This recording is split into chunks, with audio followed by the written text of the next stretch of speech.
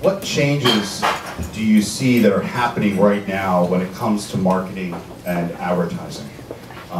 Lee, we talked about specifically that there were two things in terms of a cultural shift that were occurring.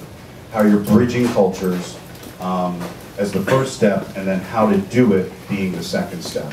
And I wondered if you could just start off there, talking about where we are right now. So I spend a lot of time translating the kind of stuff that the engineers who Janine works with at Google, who think one way, very sort of in lots of different ways, to a much more kind of rational and linear way that people used to think about the world. And I think all of us do that to a certain degree, and there's kind of constant translation that goes on, and our job, when you talk about this sort of very amorphous thing of like the change, and is a real shift in culture, and people have to be bridges. Sort of, you can be one or the other, but somebody has to actually translate and figure out how to explain the way that the world is today to people who are thinking about the way that the world was 3 years ago, which is completely different.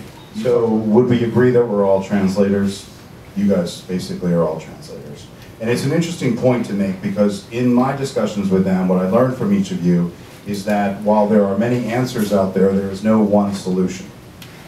Deborah, if you can sort of talk to that about the fact that change is happening. Your role is to both educate up to your C-suite, but also to work with your agencies, and there was a tectonic shift in that relationship that you oversaw. Can you talk about that? Sure, I think at L'Oreal we're in a very exciting time because we're trying to shift internally how we work and how we operate and how we structure from a functional standpoint. And L'Oreal is the #1 beauty company in the world. Beauty company in the world. And to be fair and candid, I think we're trying to catch up. I was talking to Lee about it.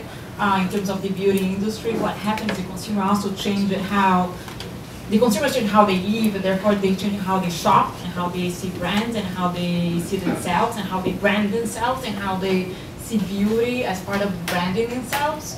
And therefore we have to change how we market as well. So even when consumers now are looking for a shampoo of $4 or even $3, they're gonna go and search. They're not gonna just go to the store and pick a brand. They're gonna go and search about what's happening in trends, what's happening in the ingredients. So we have to change and adapt as well. So we changed our structure internally. We used to be by medium structure, so TV, traditional TV, print, and then digital. And now we switched to be pay, own, and earn, which is quite progressive, I think, for L'Oreal. And then in the same way, we're changing how we work with agencies outside. So we used to have a traditional agency as well as a digital agency, and now we have one that oversees everything. So it's kind of mirroring how we're operating today.